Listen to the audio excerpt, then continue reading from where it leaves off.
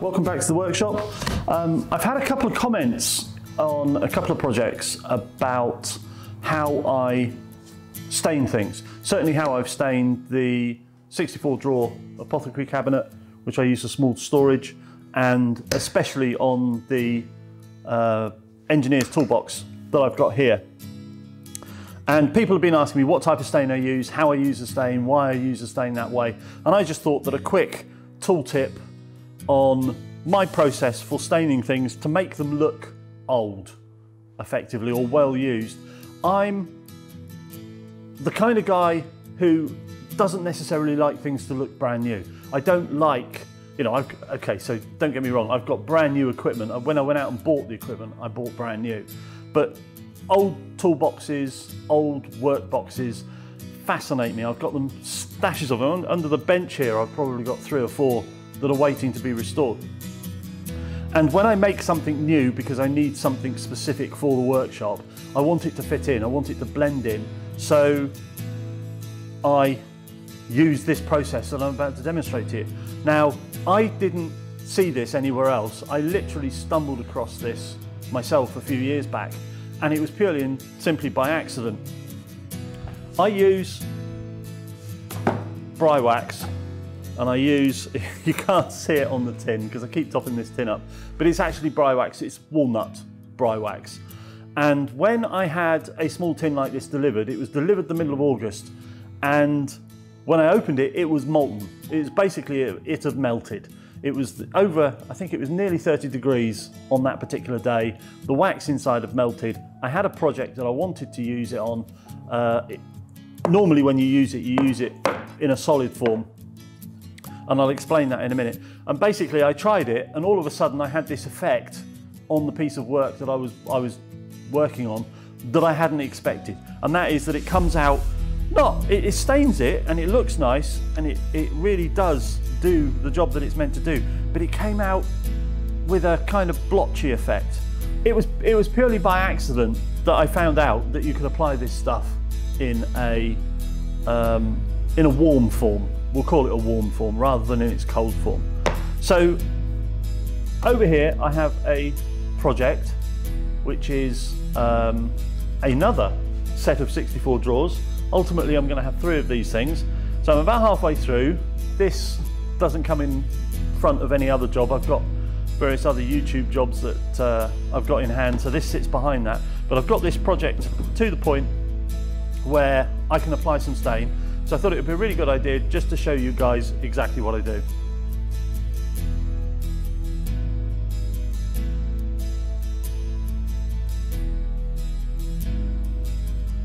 Okay, so I use this stuff regularly, so I have a big pot, so I'm just going to top the little pot up before we get started. And it's literally,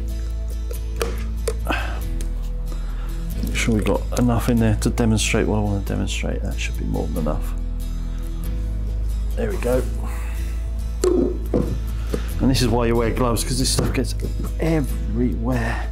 Right, so it's currently coming up to the end of November and it's cold in the workshop. So if I want to do this kind of staining, I'm going to need to melt the wax. And the easiest way I find to do that, just push that in, is to stick it in this bowl. And you can see from the bowl, I use it like this. And as soon as the tin starts to heat up, the wax will melt. Now this will probably take 10 minutes for it to actually get down to the point where the whole thing is liquid.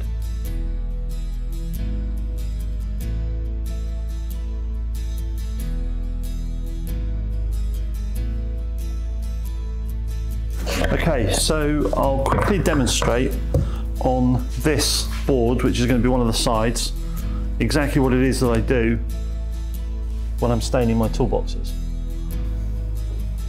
So I keep brushes in the pot, in the chemical cabinet. I don't bother to wash these out. They get filled up with wax. As soon as you put it in the hot wax, it melts the wax that's already there. So it really doesn't cause any problems, and they're old brushes, so it just makes life easier. And all I do is I put it on like paint, really thick. Okay, I'm sure there's some people out there who are going to be horrified at what I'm doing, but as I said, I've not been shown this, it's just something I discovered and I really like it. So it's really down to having a go yourself, and if you like it, do it this way. If you don't like it, do it your way.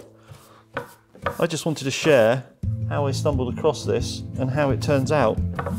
And it is literally just a case of nice and thick. Don't worry too much about keeping it even, because the whole purpose of this, let's put that back up on there, the whole purpose of this is to make it look like it's been kicking around the workshop for 50 years. Okay, so once you've got a good cover on that, like so, we just need to leave that to harden for 10 minutes. It really won't take much more than 10 minutes. Certainly in the workshop in November, it'll probably be even less than 5 minutes, but we'll give that 10 minutes and then I'll show you the second stage and then we're done. It really is as simple as that. There's nothing special about it.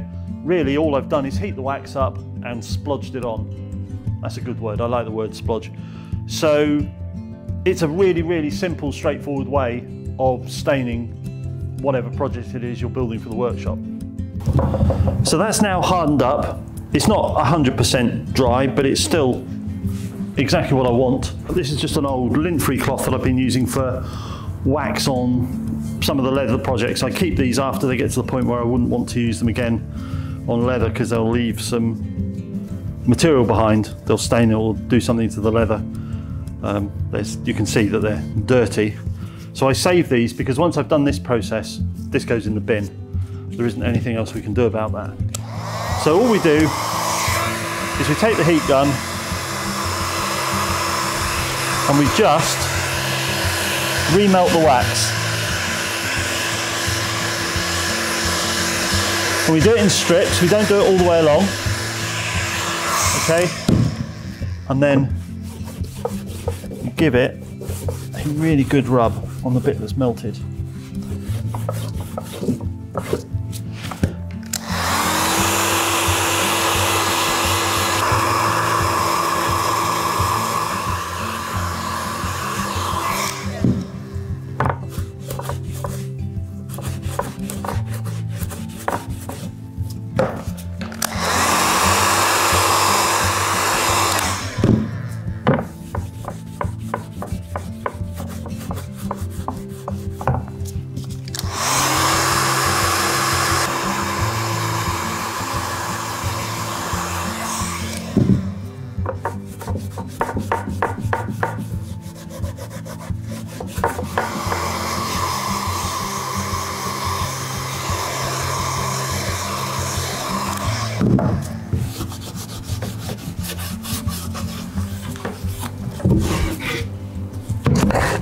And that's it.